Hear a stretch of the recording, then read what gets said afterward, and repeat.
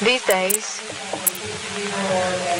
when you hear the news on Greek TV, you see that we are on a financial verge, and this month we will decide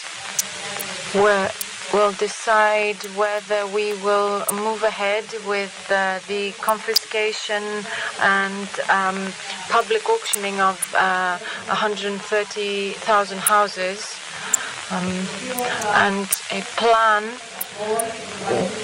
is under review on imposing very stiff taxation on houses and real estate property in Greece. Things are not looking well, but there is practically no debate about the European Union in the Greek press, in the Greek media,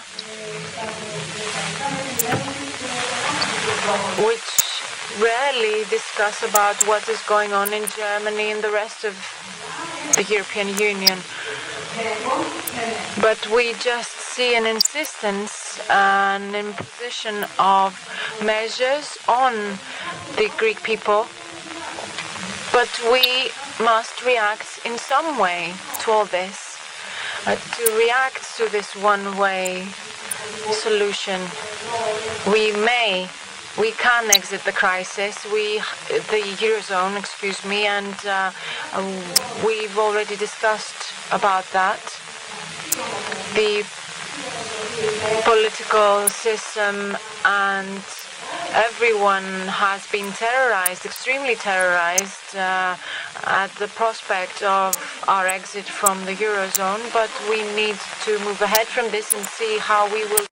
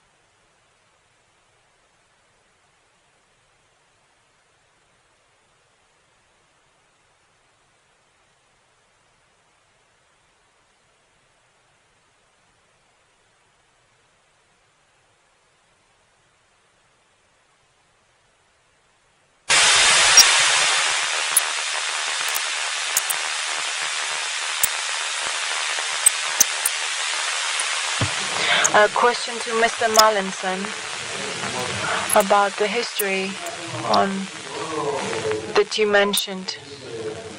You mentioned an example about real events on how the state works, has been working up until now, how it should work.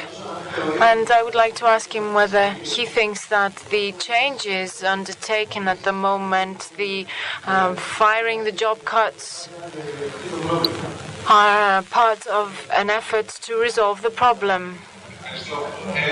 Thank you. And a person from the left wing of this hall.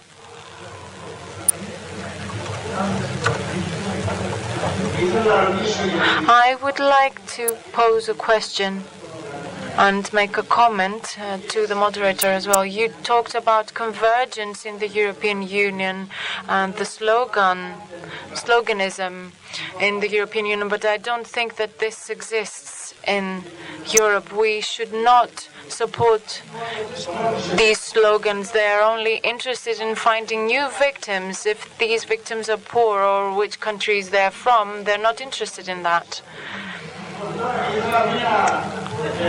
And a question to our foreign friends who represent countries like our own. If there is a chance that their systems, more democratic, And let us remember that referenda are more possible in their countries. But is there a possibility for a referendum in Italy to help us also to exit the Eurozone, or a referendum in a country that is still free, or at least freer than Greece? That is my question. If there is such an eventuality, and if such an eventuality would help us, if our Spanish friend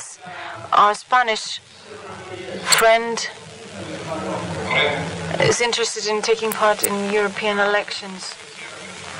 Is there another person in the room that would like to pose a question? Yes. I'm moving from the left to the center and then the right. Up from the right to the center and then the left. I am part of the Secretariat of EPAM, the United People's Front, and I have a question for everyone. For all the panel's participants. After all that has been said this morning, would the unilateral ceasing of payments and striking the debt, the public debt, but if such a move was undertaken, would the humanity have a new basis where to start from without being burdened by this public debt?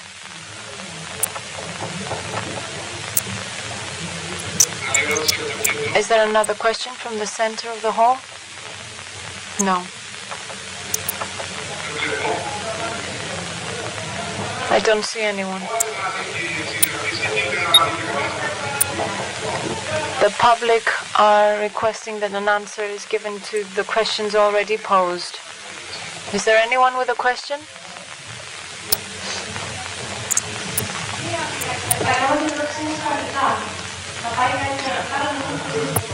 I have a question to pose in English. A question. Is correct that a country that cannot control the issuance of its currency loses its sovereignty under the current banking system? This is because issuance of currency in various forms are essentially done by fiat, by central banks, and to some degree by financial instruments such as derivatives, by very large private investment banks. The underlying problem to this is the way the value of currency is established, which is more or less also by fiat. The fact is that money can only represent and have the value of what can be purchased.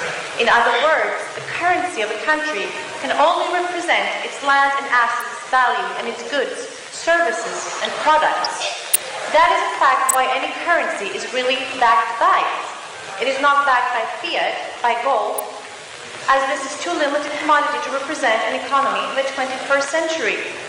If currency were based on a country's land and assets value, and its goods and services products, the country would be able to determine the value of its currency and how much of it could issue as this ratio of the volume of its issued created currency and its actual land and property value and its goods and services products value cannot be too far divorced, as that is what creates artificial busts and booms or inflation and deflation. If the euro were based on this, and it would be up to the Greek treasury to calculate how much the value of Greece's land, property, goods and services products, and determine how many euros it could issue against this, which could even be issued by a European bank, but only based on these criteria, not the will or whim of the bank. The euro would work as countries would maintain their sovereignty and control over the currency issuance while having a multinational currency at the same time. The euro, however, does not work this way and thus does in fact undermine the self-governing capability of people of a nation. This would leave two options. Leave the euro. B. Create a currency reform whereby the euro is based on the above formula as calculated by each state and that euros are issued against those assets, as that is the only true picture there is of any economy. Administratively, a European country would provide this information and the European Bank is required to issue euros against this. If there was a dispute, a court could be set up to settle any such dispute, etc. Aside from restoring sovereignty to a nation while being part of an international federation,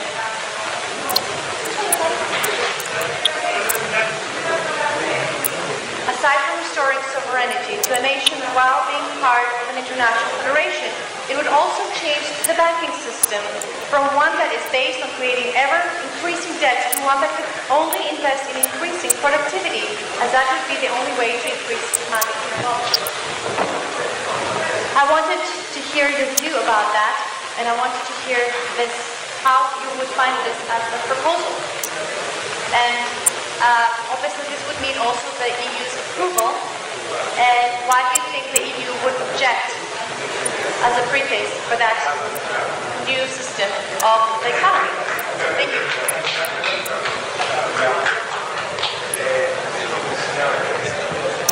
Λοιπόν, να κλείσουμε αυτό το κύκλο ερωτήσεων. Let us close this round of questions.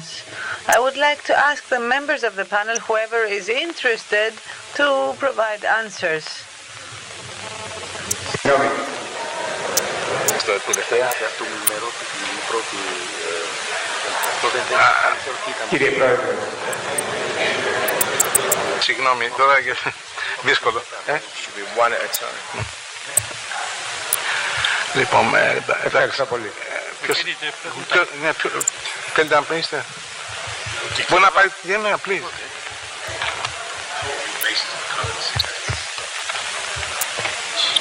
Okay, pleasure.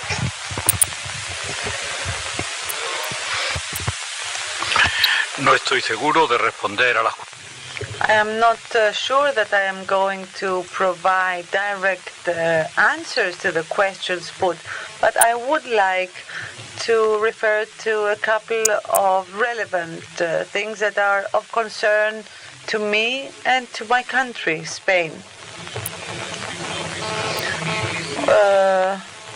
One of the participants spoke about the euro and about the social disintegration that we are going through.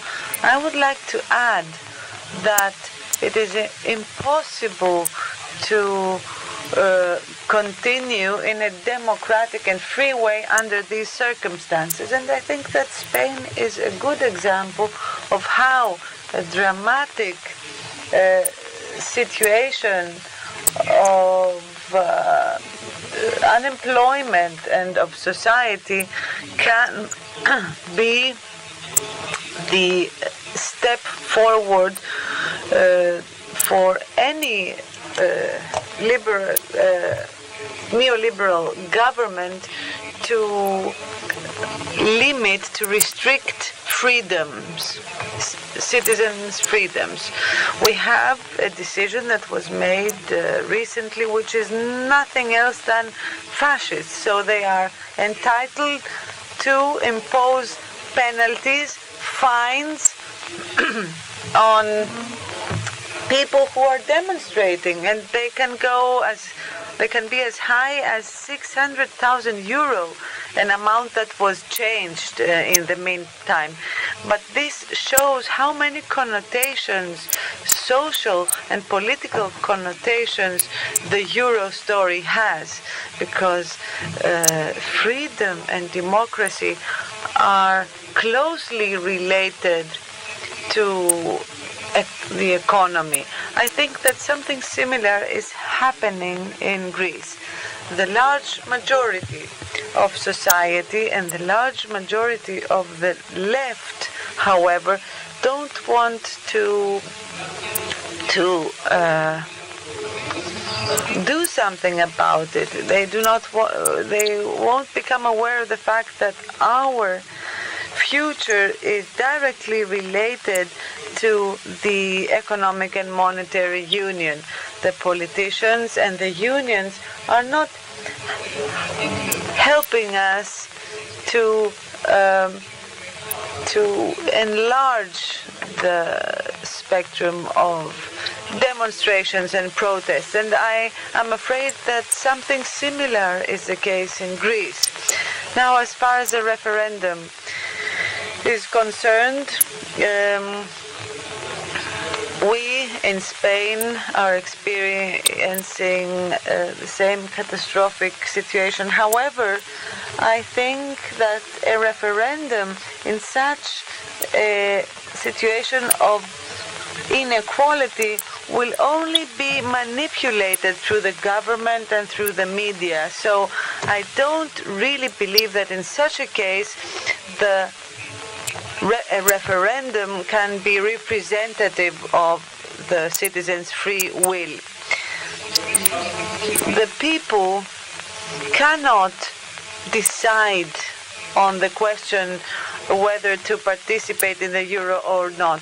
I don't like referenda because it is usually power that wins in such referenda. And the final comment. I participate in various movements, and there are movements that are quite similar to PAME, and we believe that we should not participate in elections, in the Euro elections. We don't think that the Euro elections will obstruct OPP, the right-wing, the extreme right-wing party. So in our case, we do not believe that they will be of help. Now, on an international agreement for the debt, I don't believe that something like that is possible or sustainable. There are those who are creditors and the others who are debtors, and their interests are completely different. So I don't believe that at an individual or at a state basis that something like that can be possible. This is something to be gained only through conflicts. So my view is that there cannot be such an agreement. I think that this would come through conflict and through pressure exercised by the citizens. Now, I'm not sure that I quite understood the last question that was put in English. I am afraid that my English is not so good to understand that question, but I would say that when talking about the exiting the euro, the manifesto for exiting the euro, there had been a document before that manifesto, according to which we want to regain the rule of the people in our country. And this is possible only through exiting the Eurozone. And without monetary sovereignty, there cannot be any financial, any fiscal sovereignty. We cannot make our own money like the Americans do. So all these policies that are being imposed are related to the euro currency. We need a monetary policy for each separate country. Only that can lead us to economic recovery. And only by exiting the EMU will we be able to counter the dramatic rise of unemployment, and only in that way will we be able to service this high debt. Thank you.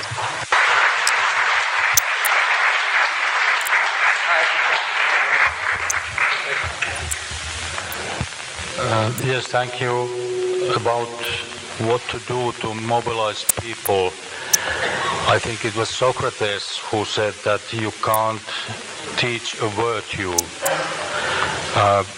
And if we see the history of mankind, we can see that it was true. You cannot teach a democracy either, or equality. You and we have to learn them every day. And we have to be awake every day. And if we are not, or people are not awake, they have to be wake up. And how to wake up? In my point of view, from Finland, I think the EU politics, the everyday life will wake up people. And when they are awake, they need alternatives. And those real alternatives we need. And I think many people who are here, many organizations can give those real alternatives to people to use, to make more and more real democracy on their own countries. About if we have a possibility for a referendum in Finland, not really, because in Finnish parliament and in Finnish public mass media discussion, there is so-called opposition, much criticism to Euro and EU politics, but very little about real alternatives, how to cope without Euro and what it will mean to live outside of the European Union. And in this coming years, I don't see possibility of referendum in Finland. About the money and democracy, they should be in close connection. In real democracy, there is a money which serves the people. There are many sayings from the ancient Greece how money is either a master or a slave. Now we can see it's a master, and it should be a slave for people. Thank you.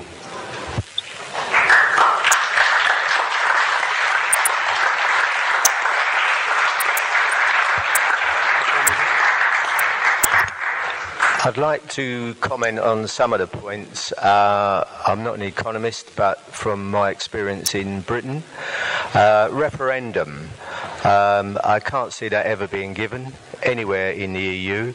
In Britain, we've been promised that if we vote in the Conservative Party in 2015, they would give us a referendum on leaving the EU in 2017.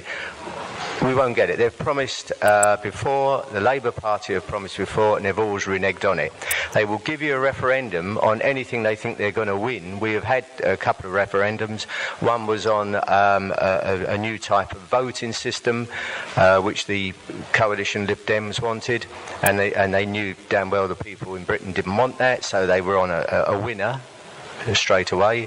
But there's no way the governments of the countries in the EU, and I use the word governments loosely, would give a referendum which they've even a chance of losing. So no, forget that.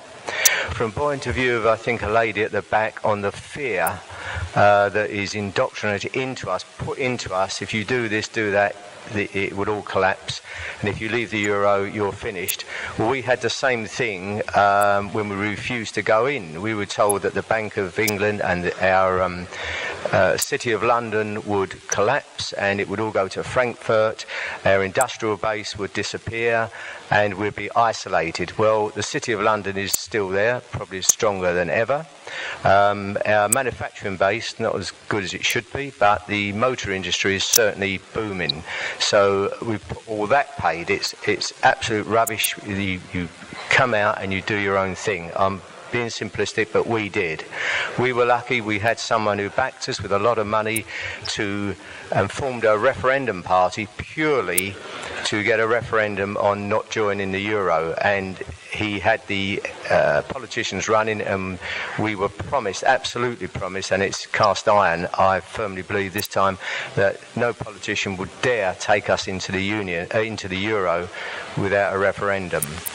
And thirdly, the lady down there, I can only comment on a little bit of history. In years gone by, the pound sterling, when it was the most powerful currency in the world, was backed by worth, by gold, etc.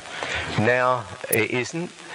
We've got this so-called quantitative easing, which is just throwing confetti around, and the pound is devalued. So I firmly believe if a currency's got good backing, whether it's backed by gold or assets, I think that is really what should be done, and not just devalue it with paper, bits of paper. Thank you.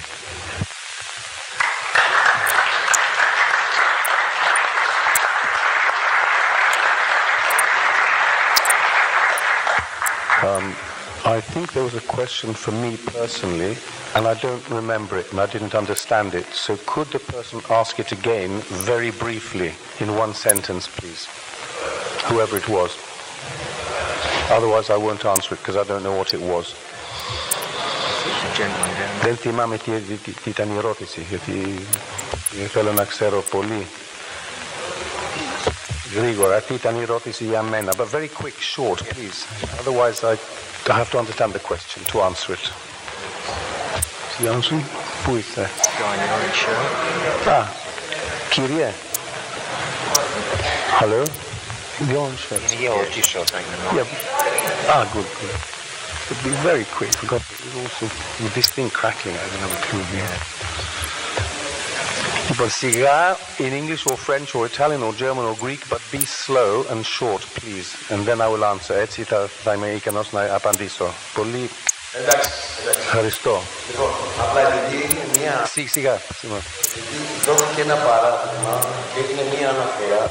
You gave an example and you referred to how the public state is, let's say, riddled with remnants. Your question, please, quickly. When the problem started in Greece, you made reference on the general problem, state problem. And we are now experiencing an effort through job cuts and so on. Do you think that the way in which this is done is aimed at resolving a problem, or is aimed at achieving a different end, a different objective? Ελληνικά. Ναι. Είπατε ότι οφείλεται στα κατάλοιπα της Οθωμανικής... Οφείλεται, δηλαδή υπεύθυνο για την κατάστασή μας στο δημόσιο είναι οι παραδόσεις και αυτά που μας έχουν μείνει από την Οθωμανική Αυτοκρατορία, Τουρκοκρατία. Και ρωτάει ο κύριος, τα νέα μέτρα που παίρνουν τώρα για να διαλύσουν το δημόσιο και τις απολύσεις αποτελούν λύση σε σχέση με τα κατάλοιπα που αναφέρατε στον I'll be very brief. He referred to the Ottoman occupation and I think public reaction.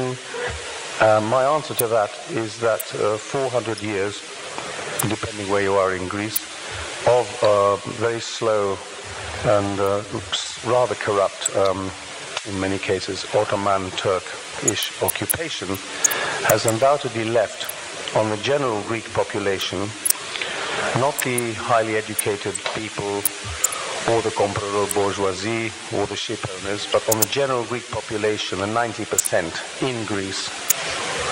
It has left a sort of mentality of "Τι θα κάνουμε?" What will we do? This is happening, and therefore quite easy to manage by the media. Is this altering now? Slowly, but you cannot wave a magic wand and say, suddenly we're all going to speak our minds. No, and the reason is that you still have so much clientelism, pelatismos, now as then, that it is very difficult to change the attitude, which is also a bit arrogant. We'll change your behavior. You've got to be careful. Of more than a handful of very thinking people. Now, those people that simply want to get on with their life and be kicked into the ground until they're dead will just continue that way. You can't solve the problem immediately, and the alternative is, of course, drastic action, as happened in 1967, which none of us want to see. Although now we have a de facto junta in some respects. We've had unconstitutional measures taken, journalists arrested, the odd person beaten up at night, etc. So it's actually here with us now, but it's not, theoretically we're still a democracy. I don't know whether that answer is clear enough, but it is not easy to suddenly tell people to change their behavior overnight. If you look at the opposition, like Tsipras, for example, that's just the same. It's completely ridden with clientelism, pelatismos, completely. Just putting on a nice external face of being independent. He hasn't once said we'll definitely leave the euro. Forget it. So the question is he the least bad solution? Who knows? I think we're the best solution, EPAM, but if I were a full member and participated very much, I'm sure, EPAM, but you need a slow staterotita, slowly but surely catch your monkey. You can't just rush out and say we're changing everything unless you know exactly how we're changing it. That's all I can say with the way you asked your question, but I'm sure we can have more time to talk about it afterwards. Thanks. Ωραία. Εγώ θέλω να ευχαριστήσω για τη συμμετοχή. I would like to thank everyone for participating and being patient this morning.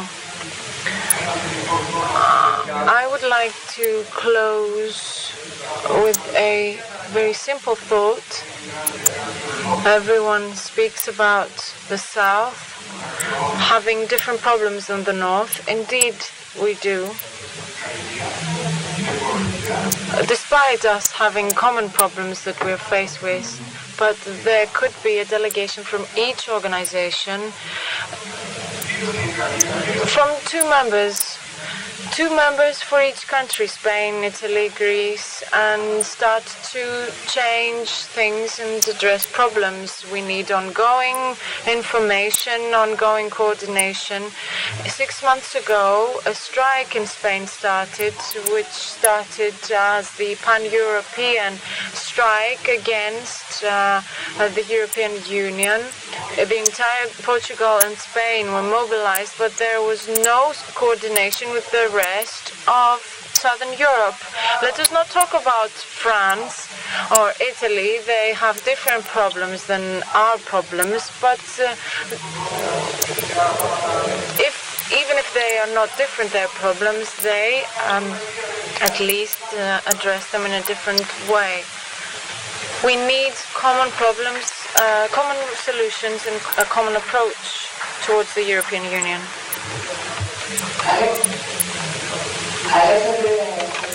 Alexandros, thank you very much, and thank you to all our speakers. It was indeed a very interesting discussion with various aspects and contributions. A discussion that was very lively, participated in by the audience. Thank you very much for our audience who is so passionate and claim and with their questions and contributions. And I hope that the way in which it contributed today, they will contribute and take part in future actions. Those of you who are interested in the United People's Front, a palm at the back on my left, you can see the young members of our party that may provide information to you, and on my right you see such gorgeous ladies who are waiting for your financial contribution. Your financial contribution is necessary. And let me here address the greetings from the Indipendenza from Italy, from the Association of Lawyers Without Frontiers. They have their own conference in Rome today, initiative LaRouche from the United States as well. Thank you very much for their greetings.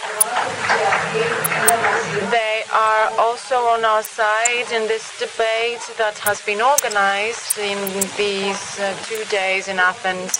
Following the break, we will meet again at